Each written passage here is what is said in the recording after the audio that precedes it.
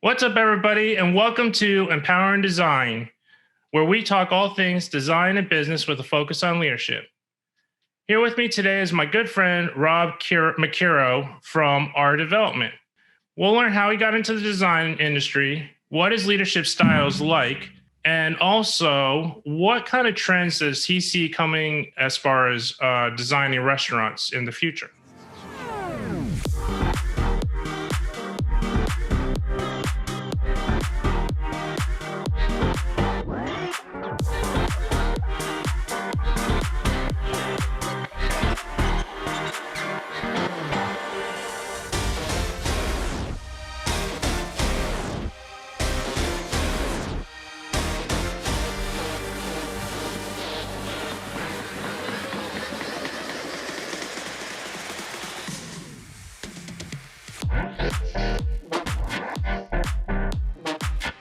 Thank you for joining me today on Empowering Design. Glad to be here, Brian.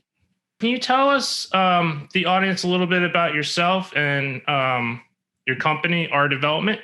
My company, R Development, we've been in business about 14 years. Prior to that, I had a company called RDM Design that was also in business for about 12 years, which I sold to a larger architectural firm. Oh, wow. I grew up in Ohio. I went to architecture school, University of Cincinnati. And one of the cool things about the University of Cincinnati is the co-op program. And it gave me the chance, while still studying architecture, to travel the country. So I worked co-op jobs in Florida, Boston, Texas, and California. And then after, leaving school, I took one of those jobs in Texas. And that firm had primarily a hospitality trade. They were designing hotels, nightclubs, restaurants, anything to do with food and beverage. And that's kind of where I had developed my interest in the food and beverage industry and designing for them. So my practice, which was originally founded in '89, we focused on restaurants. And today I have nearly 1,400 restaurants under my belt. And Oh, wow. we've been doing it a long time. And 97% of our business is restaurants. There's probably 2% retail, and maybe every now and then we get, one office building or something like that. Oh, nice. What is, out of those, like 1,400 restaurants, what do they kind of look like? That's a great question, because when I first started out, we kind of positioned ourselves as, prototype developers, where we would work for regional and national chains and develop prototypes. So we did prototypes for Longhorn, Lone Star, Tanner's, a lot of the chains, Golden Corral, Arby's. Yeah. We did hundreds of Arby's, Mrs. Winners, sports bars, all kinds of stuff. But what's happened is, and anybody can see it, just anybody that goes out to eat these days, nobody really wants chain restaurants in their development anymore. Yeah. You can see it start 10 years ago, down at the airport even, no more, McDonald's and no more TGI Fridays. It was local restaurants to Atlanta.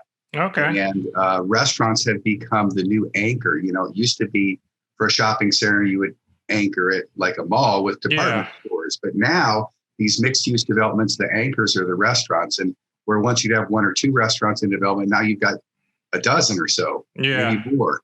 And so a lot of empowerment for chefs and people that are coming up through the restaurant industry that want to start their own thing. They can incubate through food halls and food trucks and then get their own place. And these developers are supporting that. So we've gone from doing mostly chains and me being on an airplane 4 days a week. Oh, wow. I have 5 projects that are walking distance from my home. I live in downtown Alpharetta. Oh, that's great. I've got 3 under construction I can just walk to right down the street. What are these, like, 5 restaurants that you're kind of working on? What kind of, I guess, what is their niche, like you're saying, as far as anchor to the community? Sure. So a couple of them are part of the Main Streets scene. We've just completed the first prototype for John Taffer, the television celebrity for Bar Rescue. He developed his own concept called Taffer's Tavern. That opened last fall, late fall, and we were a part of that team for design and the local architect for that project. And then completely other end of the spectrum, we're working with a small chain, about 20 restaurants from South Georgia called Cercheros. They have 20 restaurants. Okay. Now 300-400 development, and they're a Moe's, Chipotle, Willie's kind of, a better burrito, fast casual style restaurant. Oh, and then we're doing a chain. We're doing, we just did a new location for Starbucks. What is the culture like? I know when I was working with you, you were kind of a little more on the independent. Are you still mostly on the independent, or are you subcontracting more so, or where is you as far as the company is now versus your last mostly independent, not much different than when you and I worked together. So I really think we have a great model here, whereas before, under the guise of RDM Design, we had an office building with traditional rent and 20 people sitting in desks and on computers and drawing away all day. We have a lower overhead model that's much higher touch. I think what happens in a lot of firms that grow is they lose touch with the principal. They lose touch with the kind of masthead of that organization. So I've kind of take on fewer projects. I have a virtual organization. I have the same network of folks we've worked with for years and years and years that are architects and producers, engineers, mechanical, electrical, plumbing, civil, landscape architects, like the Cercheros, for example, local civil engineer, local MEP, negotiated contract, local landscape architect that lives right in downtown Alpharetta as well. And you can put together a team and price it by the job instead of our client having to carry the overhead for us to have an office building. Priced by the job instead of by the hour. Okay. Well, that's definitely cool. I think a lot of firms are going to that smaller model where they can be more focused and one-on-one with, the designers and the, upper management of the business with the clientele versus it just being, like you said, you're a number. No, it's a great point. In fact, we have clients that I've had 20 plus years, and they may not do a lot of restaurants. So one client, maybe they do one restaurant a year or one every other year. And, but we can get completely and totally involved with the project. So when we did Frankie's for the Norsan Group in 2016, we did everything from the master planning and the concept creation, because they weren't sure exactly what kind of steakhouse they wanted to do. They knew it was going to be different than Pampas, but we took it from concept to down at the end, like literally picking the tabletop setting, helping pick the leather for the menu covers, the fonts. I mean, we kind of everything from the infrastructure to the candle on the table and the serviceware. So we like to do it all when we can. The more engaged we can get to have a complete design from big picture to the smallest object, we like to do that.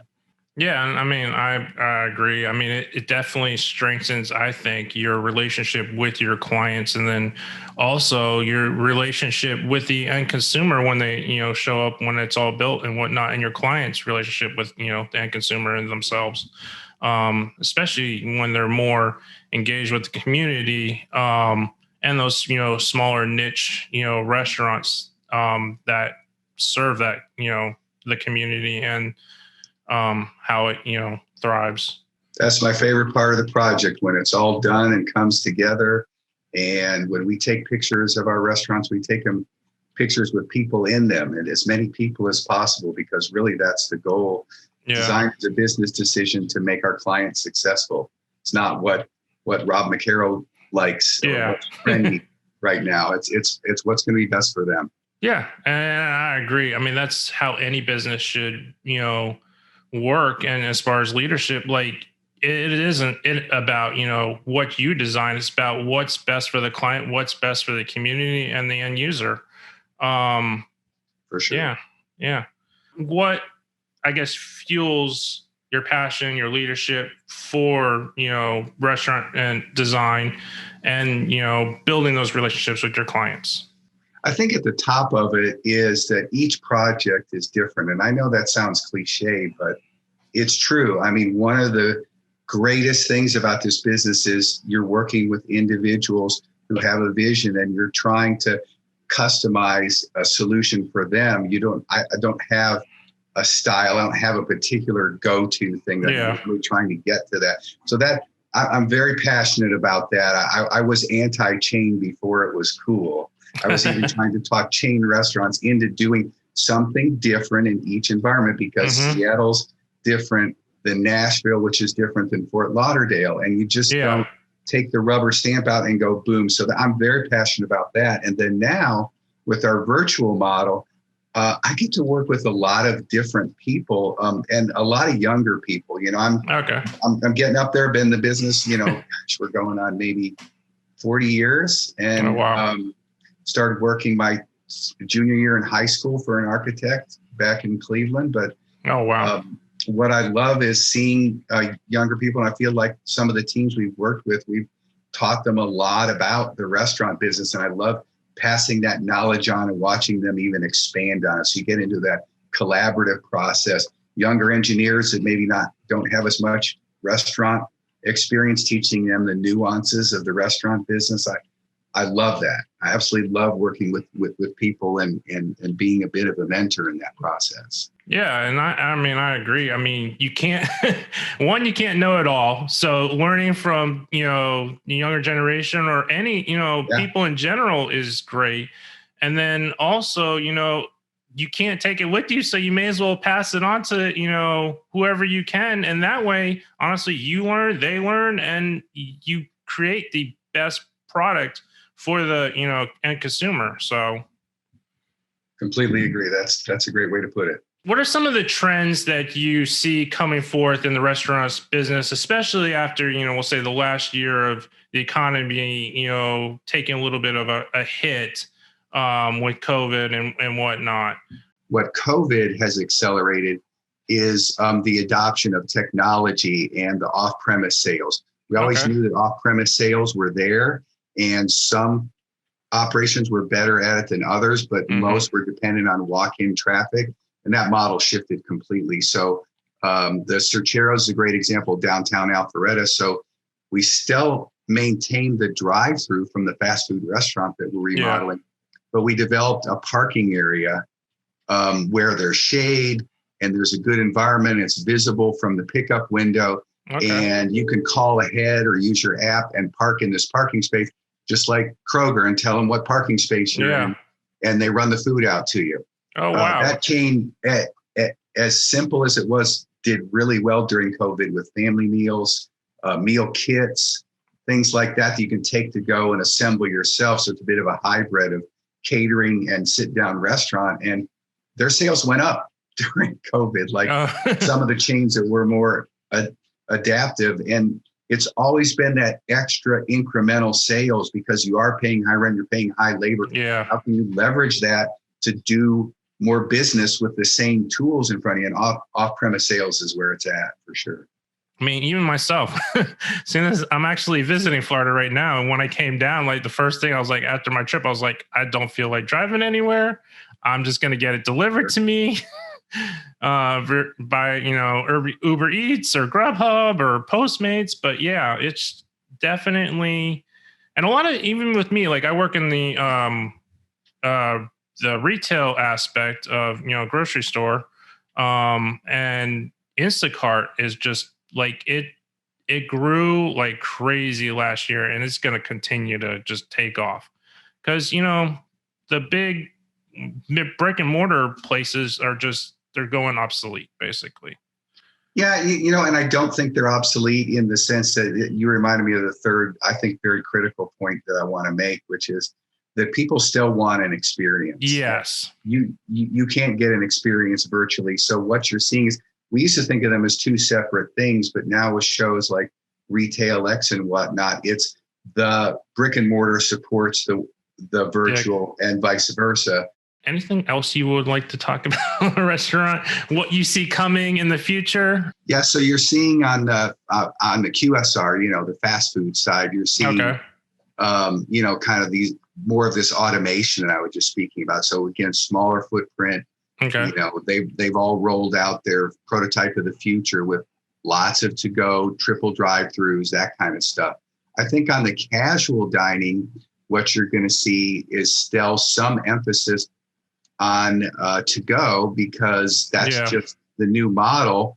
People just want to eat at home and, you know, have their big screen and watch the football game or whatever. Yeah.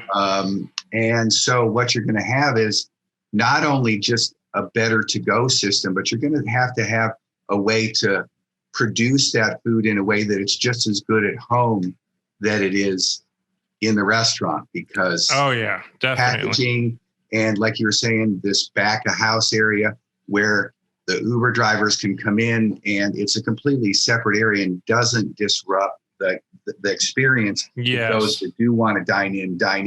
You know, your food server shouldn't have to leave to, hey, I got to go handle a to-go order and have people come in the front door. One of the things we did at Taffer's was we were working with the Middleby Equipment Company, and they have it's not really a vending machine, but you've probably seen the Amazon or the lockers where they can put the food in. We put it in the back wall of the kitchen on an outside wall, put a nice awning over it and some nice graphics, and it's completely touchless. So should we ever find ourselves in the situation where the interior of the restaurant's locked down, you can use your app on your phone, hit your code, your door pops open, and you can grab your food without having to deal with anybody. Yeah. So we've seen kind of, you know, what you see coming in the restaurant business and design and how that implements. But before I go on, what are some of the, I guess, the finishes, materials that you're kind of seeing as far as trends are coming forth with, you know, designing restaurants? Yeah. So, you know, we went through what I'll affectionately term the farmhouse era. Yeah. And it kind of got to be a bit of a joke because everybody had chalk paint, shiplap. In fact, I saw a guy made an Instagram post and kind of had some industrial lighting made out of iron pipes and some shiplap and a couple of, you know, some barnwood and whatever he calls it, the urban restaurant starter kit. So we've kind of powered through that trend. I was never a big fan. I always kind of saw it as trendy. Okay. I prefer a timeless design. Okay. And that's kind of been proven out with my career, because I've had clients who have restaurants that are 20 years old and they'll tell me, I don't want to change anything because it doesn't look dated. You built a timeless design. So I'm a big fan of timeless design, just because it's part of the investment equation that you don't have to follow trends and remodel. That being said, I'm glad to see a contemporary design approach rather than kind of a historical pastiche where you kind of artificially apply history in a very artificial way to an environment. So you're seeing clean lines, you're seeing, you know, sparing use of material and color where you get kind of a much cleaner look. And then I think what's being layered on top of that for restaurants and entertainment concepts is that's deemed a little bit too sterile. So you're seeing an overlay of kind of these luxury cues. So gold tones are being reintroduced. There's some jewelry coming back into the space where, you know, sparkly things and crystal things and golds and blues and, you know, very opulent colors are coming back on trend right now. So where can everybody, you know, find you on social media? As far as, you know, Instagram or your website or whatnot? Yeah, so I'm really out of it on that kind of stuff, going back to this technology thing. So, you know, I do have a personal Instagram. I don't really post anything about design. I do follow a lot of that stuff. Several designers that I do like, or just, you know, people that are in the design industry. I'm a big car fan. So that kind of stuff. Twitter is kind of my design thing. That's my prez.ws. That's my Twitter handle. But I think the one pager that I did on About Me really tells the story of how I approach design. It's aboutme.com /cool restaurants. because that's my job. I mean, that's my elevator speech. My people say, "What do you do, Rob?" And my job is to make people walk into a place and go, "Oh, that's cool." Yeah. Because that's where the experience comes in. You have a food court in your mind and you're making a dining choice almost every day. Eat at home, eat out. Yep. What am I going to eat out? Am I going to go? And certain places bubble up to your mind because they're memorable, because you had a great experience. And that's trying to deliver a memorable, great experience. And that's what I think we do all as, designers and architects, is that wow factor and that emotion that you create by doing design, but the person, gets that emotion when they walk into a place. That's the ultimate, benefit and, of what you're trying to do and what you're trying to accomplish, basically. I remember getting that feeling for the very first time. I'm in architecture school, and you take several pilgrimages, and senior year, about 18 of us decided to rent a Winnebago, and we got the one guy that didn't drink to be the designated driver. There's always one person on the back, but we went to several of architecturally important buildings in Columbus, Indiana, which is a museum for famous architects in the 70s, 80s, because the city would pay the architectural commission if you would hire the top world architect, and I went in Richard Meyer's, visitor center there. And I just literally, I still get chills on from thinking about experiencing what a really specially designed space, a really unique, just powerful space that was. It just, it changed me, literally. It was very emotional. So what advice do you have for aspiring designers and architects that want to get either in the restaurant design business or just in general, design or whatnot? Well, I think two things. The one trend that I've seen that is not a good trend is the lack of knowledge of the industry. I think that much of you've done actually working at a restaurant, if you want to go into the restaurant designing business, because I've worked them all. I've washed dishes, I've bussed tables, I've made salads, I've cooked, I've bartended. I think that's very important, because when you're speaking to your client, if you're just talking about design and not talking about operations, you're missing 2/3 of your job. Yes. That you need to do. So having real life experience, I know that sounds like BS, but it makes all the difference in the world, because I instantly have credibility with people that generally discount design and architecture as a component of a successful restaurant. They're like, I know how to do it. I know how to cook. I know how to set up a menu. I know. And there's a lot of ego in this business, but once they see that there's knowledge on the designer's end, then it becomes a synergy. So I think that's huge. The other thing, of course, is when you're younger and don't have family and aren't tied down so much, I took the opportunity to see as many places as possible, different geographies, traveled overseas very lightly, on a budget, but, did it. One of my co-op sections sent me to the Middle East, if you can imagine. Oh, wow. I've been to Japan and China, but more so just traveling this country and maybe even taking a job to see what type of practice that you like. I worked in a one-man firm. I worked in a 400-man firm. I worked in a 30-man firm, worked in a 60-man firm. I worked in a firm that designed churches and multifamily residential. I designed in a firm, worked in the big firm that did international projects. I worked for a firm that designed resorts, worked for a firm that designed hotels and restaurants. And that's how I learned what I liked. And I was, with the co-op program, I was moving every 12 to 14 weeks. The school was set up on a quarter system. So 3 months at a job, three months back at school, 3 months at a job, 3 months at a school. And I think that's huge to just go see the four corners of the world, or at least the U.S. At the very least, the U.S.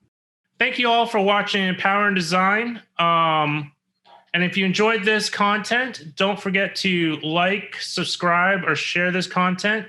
And we'll see you in 2 weeks for the next episode of Empower and Design. Thank you.